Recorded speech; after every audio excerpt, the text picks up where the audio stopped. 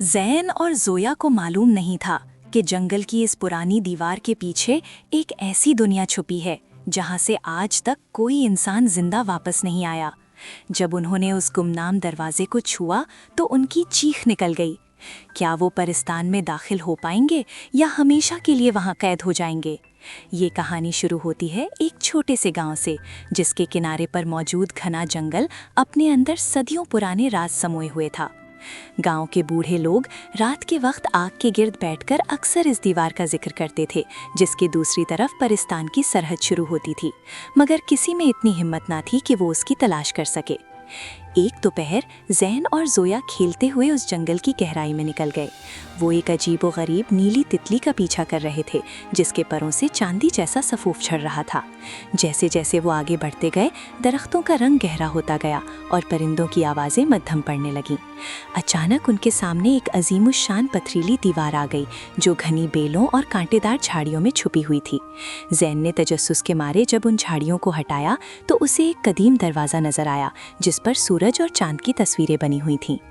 माहौल में एक अजीब सी भुनभुनाहट गूंजने लगी।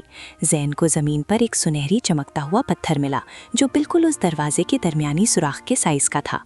ज़ोया के चेहरे पर खौफ के साए थे। वो उसे रोकना चाहती थी, मगर ज़ैन के हाथ खुद ब खुद उस पत्थर की तरफ बढ़ रहे थे। जैसे ही उसने वो पत्थर उस सुराख में पेवस्त किया, एक खौफनाक गुड़गड़ाहट पैदा हुई, जैसे ज़मीन फट रही हो। एक नीली रोशनी का तूफान उठा, जिसने उन दोनों बच्चों को अपने अंदर जकड़ लिया, और वो एक गहरी लामितनाही खाई में गिरने लगे, जहां वक्त थम चुका था। कई लम्हों की बेहोशी के बाद जब उनकी आंख खुली तो वो एक ऐसी जगह थी जिसका तसव्वुर सिर्फ ख्वाबों में किया जा सकता था। आसमान का रंग गुलाबी था और बादल रुई के गालों की तरह हवा में तैर रहे थे। दरख्तों पर लगे फल हीरों की तरह चमक रहे थे, और दूर एक बहुत बड़ा महल था जो मुकम्मल तौर पर सफ़ेद संगमरमर और सोने से बना था। ये परिस्तान था जहाँ खूबसूरत परियां हवा में रक्स कर रही थीं, मगर इस खूबसूरती के पीछे एक खौफनाक हकीकत छुपी थी जो जल्द ही उन पर जाहिर होने वाली थी। अचानक एक सितारा परी उनके पास आई। उसकी आंखों में हमदर्दी थी, मगर आवाज़ में फिक्र। उसने बताया कि यहाँ का वक्त इंसानों की दुनिया से अलग चलता है। यहाँ गुजरने वाला एक पल ज़मीन पर कई दिनों के बराबर है। उसने खबरदार किया कि सूरज ढलने वाला है, और अगर इससे पहले वो वापस ना निकले तो इस दुनिया का जादुई दरवाज़ा हमेशा के लिए बंद हो जाएगा, और वो कभी अपने माँ बाप की शक्ल नहीं देख पाएंगे। अब उनके पास भागने के अलावा कोई रास्ता नहीं था। परी ने उन्हें एक जादुई चिराग दिया, जिसकी रोशनी सिर्फ वापसी का रास्ता दिखाती थी।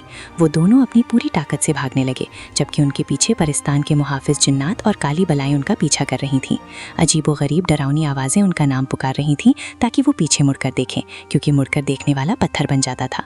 उनके सांस फूल रहे थे, पाँव थक चुके थे, मगर उम्मीद का चिराग अब भी रोशन था। ऐन उस वक्त जब सूरज की आखिरी किरण गायब होने वाली थी, वो उस चमकते हुए दरवाजे से बाहर की तरफ कूद पड़े।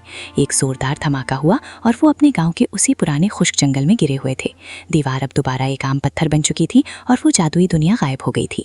वो हाँफते हुए एक दूसरे को देख रहे थे। उनके हाथ में मौजूद वो सुनहरा पत्थर अब काला पड़ चुका था, मगर उनके दिलों में बुजुर्गों की बातों की अहमियत और सच्चाई का नक्श हमेशा के लिए बैठ गया था।